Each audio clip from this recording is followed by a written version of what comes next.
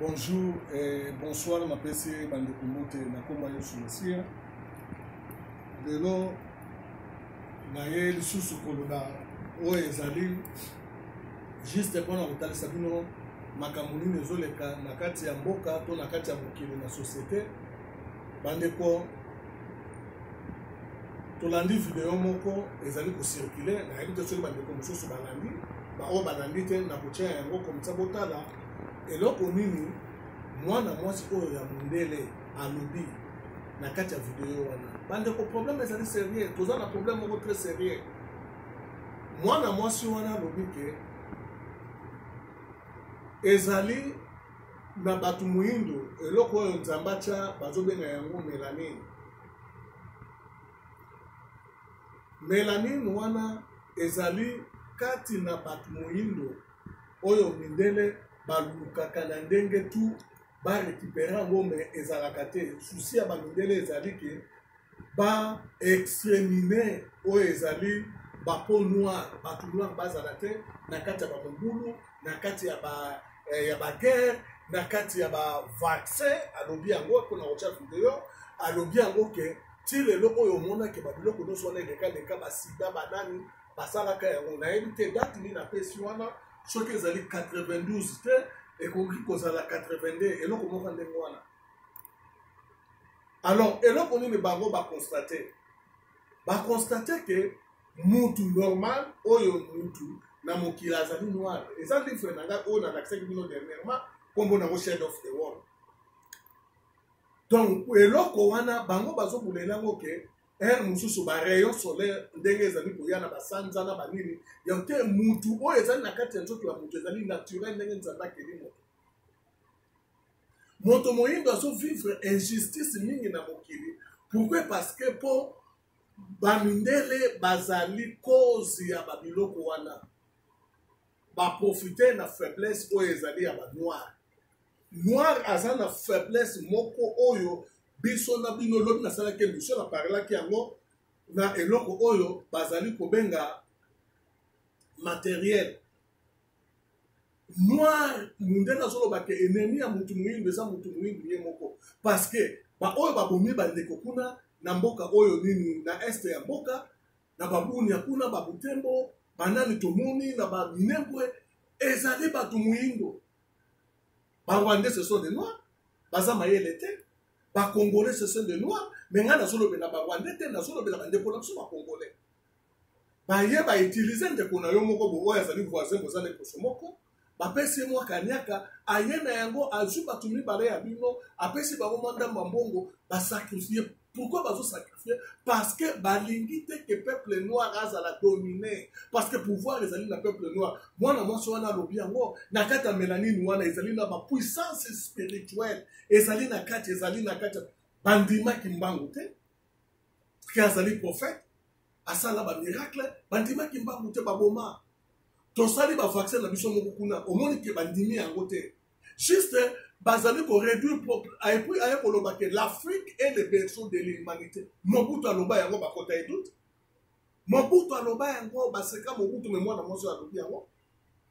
Bandeko sans plus tarder nazali kotia pause awa biso na bino tolanda nanu video oyo bongo toya kozonga. Nazotia stop awa. Les gens ils vont se dire, elle est complètement folle, c'est pas l'été, hein? Parce que la mélanine, c'est ce qui crée ton bronzage. On a conscience de ça. Hein? La mélanine, c'est elle qui va te créer, va t'aider à créer ton bronzage. Voilà. Donc il y a des gens qui ont beaucoup plus de mélanine que d'autres, notamment les noirs. Les noirs, ce mot d'ailleurs, mélanine, vient du grec mélanos, qui veut dire noir. Les anciens Égyptiens l'appelaient le KM, le Kemet. La mélanine, en fait, c'est un pigment qui est produit par la tyrosine sous l'action du soleil. Et ça, par le biais des mélanocytes. Et ça se passe pendant la nuit. C'est la glande pinéale qui va libérer dans le sang une hormone qui contrôle la production de mélanine dans le corps. D'ailleurs, c'est intéressant de constater que on nous met beaucoup de fluor pour encrasser notre glande pinéale. hein. C'est très intéressant de voir comment on essaye de fermer cette glande pinéale par tous les moyens possibles et imaginables. Parce que c'est la seule glande dans la tête, en fait, qui est sensible à la lumière. Et elle part de la couronne de la tête, en passant par le front, et descendra tout le long de la colonne vertébrale. Elle est reliée à toutes les glandes, ainsi qu'à la mélanine de la peau, via le calcium et la vitamine D. Elle perfectionne totalement le système nerveux, et elle le fait plus rapidement chez les mélanodermes. Les mélanodermes sont les noirs. Les leucodermes, ce sont nous les blancs. L'abondance de mélanine produite dans l'organisme va créer un corps plus performant physiquement, mais aussi mentalement et spirituellement. D'ailleurs, les gens de couleur rident très peu. Ils ont un corps qui est très puissant et il est prouvé que leur niveau intellectuel est supérieur. C'est d'ailleurs étonnant de voir leurs bébés qui marchent beaucoup plus rapidement que nos bébés, qui rampent beaucoup plus vite et qui ont des facultés beaucoup plus importantes. Ça voudrait donc dire qu'ils reçoivent beaucoup plus rapidement la lumière et qu'ils la stockent aussi beaucoup plus rapidement. Est-ce que c'est pour cela que nous avons essayé durant des années de décimer l'Afrique, et encore aujourd'hui? Est-ce que c'est aussi pour cela que nos élites seraient inquiets par leur grande capacité à synthétiser la lumière?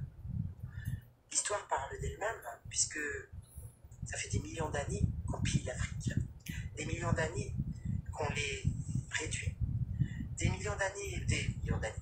centaines d'années, où on a diminué leurs facultés au fil des siècles. Il est très étonnant d'ailleurs de voir combien ils se sont évertués à décimer ce peuple. Pour preuve, le virus du sida, qui a été créé en laboratoire aux USA pour réduire la population mondiale, principalement en Afrique. Il s'appelait le programme Population Nixon. Nixon 2000 de l'ONU en 1971, qui a été destiné à réduire la population. Il a été inoculé à 100 millions de victimes en Afrique en 1977 par des campagnes de vaccination contre la malaria, la fièvre jaune, et j'en passe. Des millions de vaccins qui étaient intentionnellement infestés par le virus du sida. Tout ceci est visible, vous pouvez le constater, vous pouvez aller chercher vous-même, faites-vous le lien. Et je précise qu'on vaccine toujours autant les Africains, on les laisse crever de faim, mais on fait en sorte de les vacciner. Est-ce qu'il n'y aurait pas un non-sens? Est-ce qu'il n'y aurait pas un non-sens quand les gens manquent d'eau, qu'on les vaccine contre des maladies utopistes? Je me pose vraiment la question. Je lis encore des propos du style « remonte dans ton arbre ». J'ai pas les mots. J'ai pas les mots. Ils ont fait croire, depuis tellement de temps, à la vertu des Blancs. Ils ont fait croire, avec le mépris, la violence, et débarquer partout, avec notre culture soi-disant dominante. On voit comment elle est dominante. C'est impressionnant de voir que, au fil des siècles, l'Afrique a toujours été le bouc émissaire, l'endroit où on pillait, l'endroit où on se servait, l'endroit où on diminuait les peuples. C'est très étonnant. Il y a sûrement une cause à effet, il y a sûrement une vraie réponse que nos élites nous cacheraient certainement. Les leucodermes, donc nous les blancs, avons ainsi établi une supériorité sur les mélanodermes, donc les noirs, depuis des siècles. Bizarrement, très peu de recherches sur la mélanine et ses propriétés, ou souvent incomplètes, voire malhonnêtes. C'est pas mensonger. Bref, finalement, dès qu'on s'intéresse à la mélanine, on comprend pourquoi notre système basé sur l'impérialisme a tout intérêt à diminuer la vérité et ainsi à continuer à dominer le monde. Arguant de sa supériorité sur les non-blancs,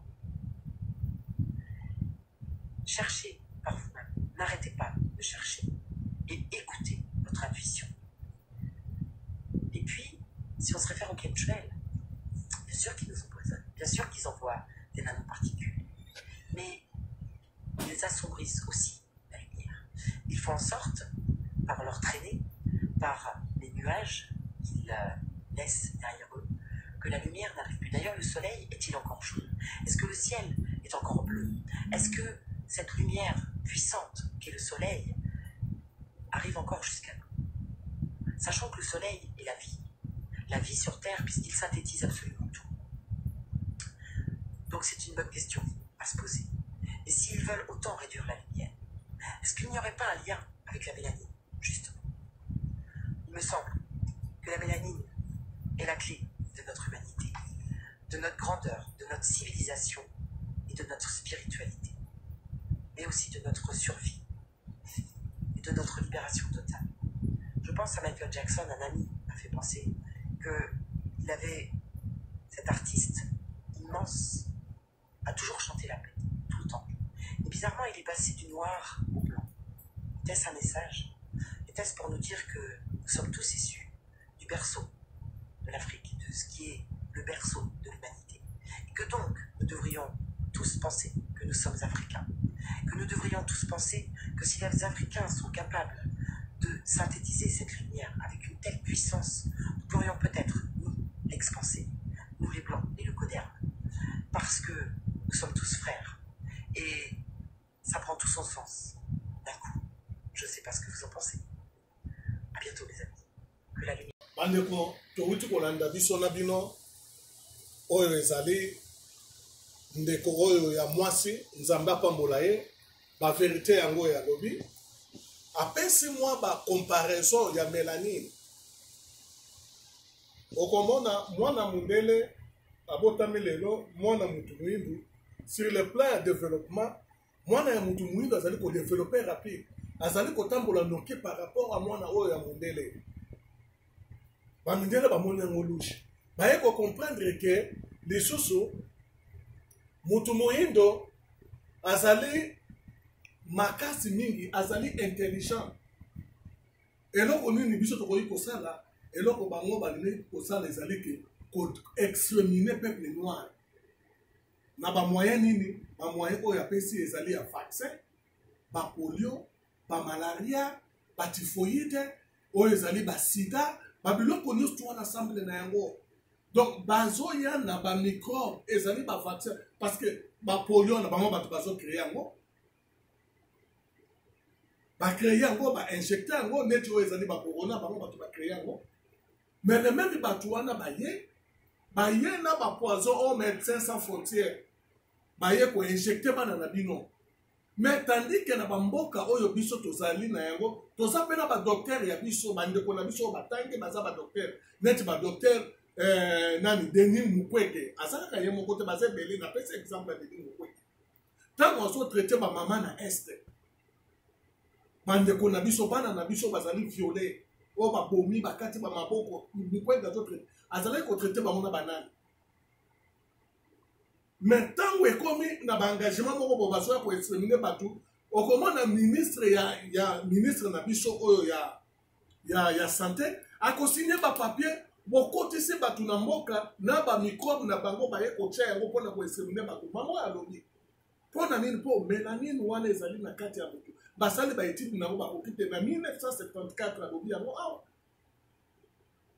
bainventa eloko wana ezali juste mpona kodétruire bamassacre ebele esalama na Afrique neti Congo deuxième fois tour ya koboma na ndenge akosakana te ya Léopold te baboma biso na ndenge akosakana te na mokili ya deuxième oyo na temps moderne na 21e siècle Kagame Kabila Museveni Maforoza soki banani baye koboma biso botala babiloko bazali kosala. Le même biso moko ba politicien congolais soi-disant ba fayulu ba muzitu bazali kokima mbangu lisusu epai kaka ya bapaya oyo balingi bato moyendo te oyo balingi ko exterminer soi-disant peuple na bino parce que bino bato bokoma na ba leader lobi tant tozo ebisa bino ke système ezali mabe système économique ezali mabe bapesa système économique wana te batalisa biso te mpona kocréer batrouble to banda kodindaka na bamai na baocéan tolandaka bamboka na bango mpona kovivre.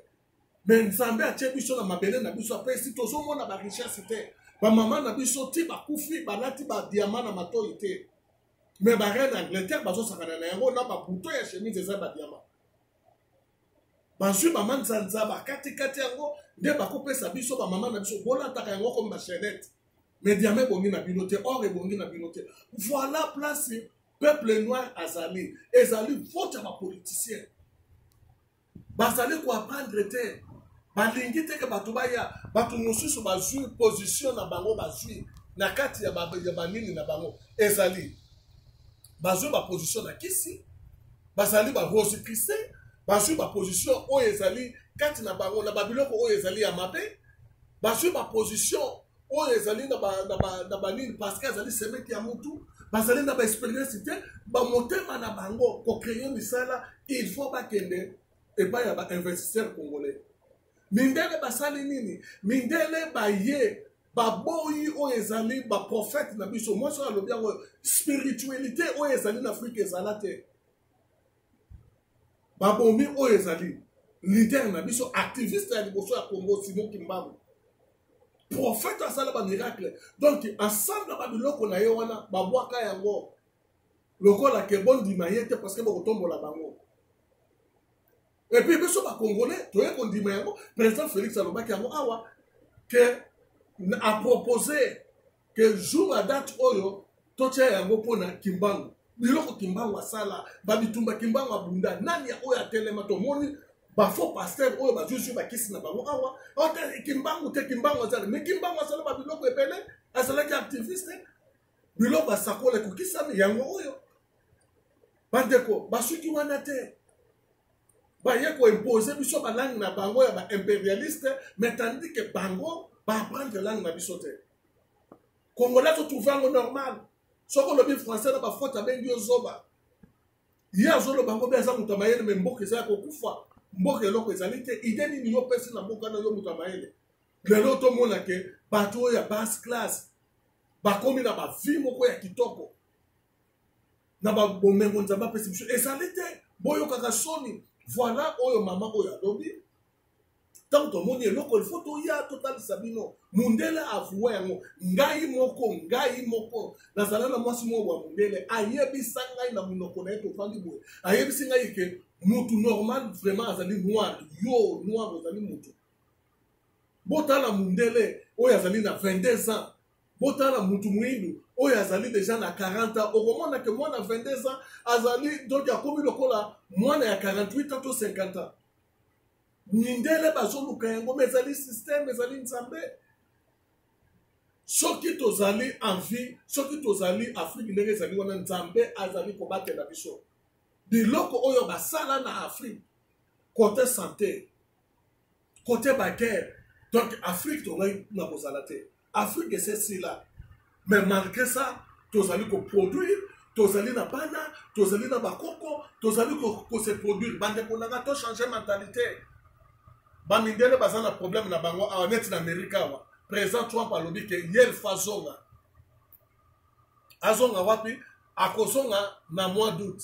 Est-ce que président moko ya Afrique aye koto yo po kota makambo ngo bazwa solution ya makambo mboka oyo?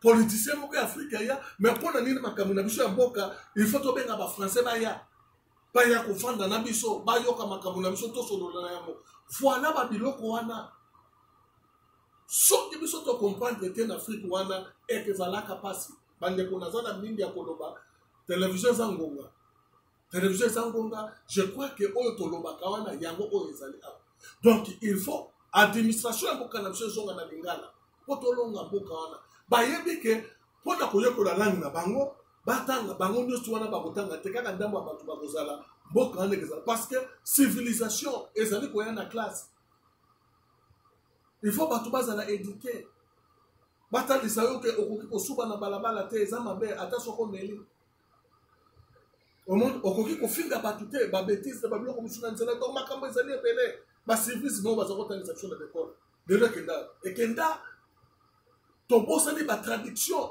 oya biso ya mboka ekenda balongola yango babandi komemela biso siko oyo ezali biloko na bango lesbienne ekoti na mboka oyo ezali bagay bakoti na bamboka ekoti na bamboka oyo biso tokomi koadopte yango wana omoni koboma mutu asasina donc ekomi nango eloko moko biso tokola tomona te place bazoboma mutu mais koboma mutu ekomi eloko moko pamba kaka boye mutu akufi mpe bato bazotrouva ngo normal civilisation ekei ezala bakongole mosusu na Kinshasa wana avant na ti akufi akoma na Lubumbashi te ayebi Lubumbashi ndenge eza te mais eza Congo ayebi Goma eza te bato ya Goma ayebi bandundu ndenge ezalaka te basala tuke bakata biso pour que bango badondwa na mokili voilà bandeko nanga tofongola tosupporte président Félix aye mpona kozongisa biso na molongo azali président oyo azali na susi ya peuple na ye azali kokama bamindele te mindele bazokama politique na ye